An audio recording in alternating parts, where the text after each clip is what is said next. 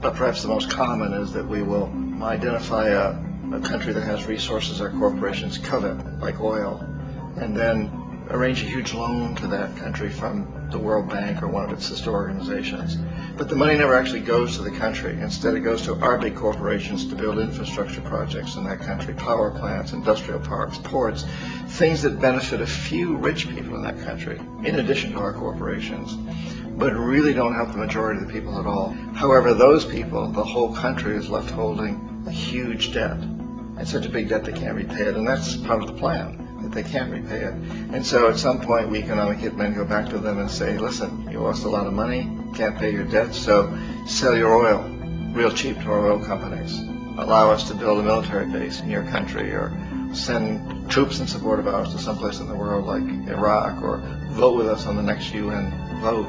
To have their electric utility company privatized and their water and sewage system privatized and sold to U.S. corporations or other multinational corporations. So there was a whole mushrooming thing, and it's so typical of the way the IMF and the World Bank work. That you put a country in debt, and it's such a big debt it can't pay it, and then you offer to refinance that debt and pay even more interest.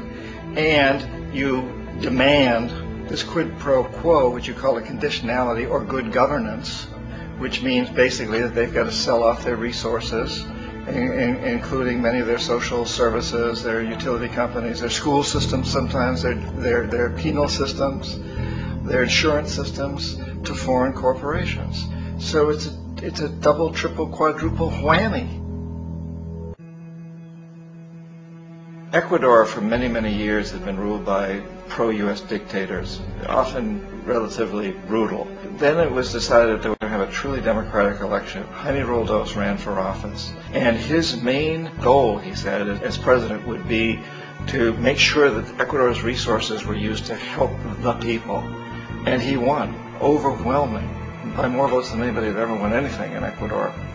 And he began to implement these policies to make sure that the profits from oil went to help the people.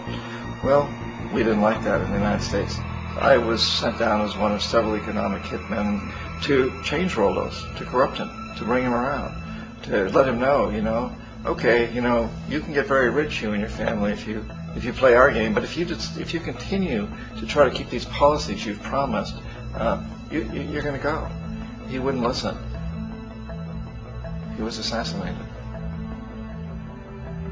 As soon as the plane crashed, the whole area was cordoned off.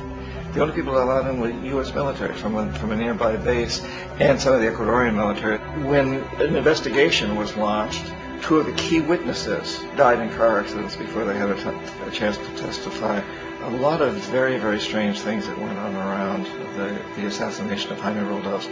I, like most people who've really looked at this case, have absolutely no doubt that it was an assassination. And of course, in my position as an economic hitman, I was always expecting something to happen to Jaime, whether it be a coup or assassination, I wasn't sure, but that he would be taken down because he was not being corrupted. He would not allow himself to be corrupted the way we wanted to corrupt him. And in that way, we've really created an empire, but we've done it very, very subtly. It's clandestine. All the empires of the past were built on the military, and everybody knew they were building them. So that the British knew they were building them, the French, the Germans, the Romans, the Greeks. And they were proud of it, and they always had some excuse, like spreading civilization, spreading some religion, something like that. But they knew they were doing it. We don't. The majority of the people in the United States have no idea that we're living off the benefits of a clandestine empire, that today there's more slavery in the world than ever before.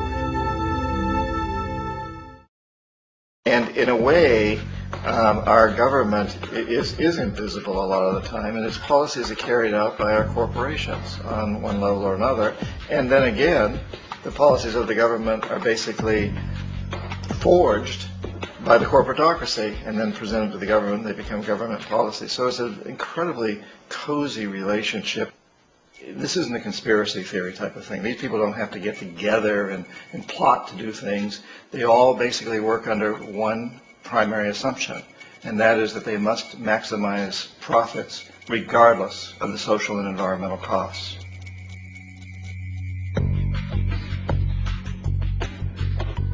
The bank and IMF serve this role on a global scale.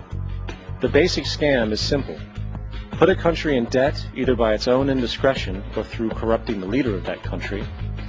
Then impose conditionalities or structural adjustment policies, often consisting of the following. Currency devaluation. When the value of a currency drops, so does everything valued in it. This makes indigenous resources available to predator countries at a fraction of their worth. Large funding cuts for social programs. These usually include education and healthcare, compromising the well-being and integrity of the society, leaving the public vulnerable to exploitation. Privatization of state-owned enterprises. This means that socially important systems can be purchased and regulated by foreign corporations for profit. In the late 1960s, the World Bank intervened in Ecuador with large loans. During the next 30 years, poverty grew from 50% to 70%. Under or unemployment grew from 15 to 70%. Public debt increased from 240 million to 16 billion, while the share of resources allocated to the poor went from 20% to 6%. In fact, by the year 2000, 50% of Ecuador's national budget had to be allocated for paying its debts. It is important to understand the World Bank is, in fact, a U.S. bank, supporting U.S. interests. For the United States holds veto power over decisions, as it is the largest provider of capital. And where did it get this money?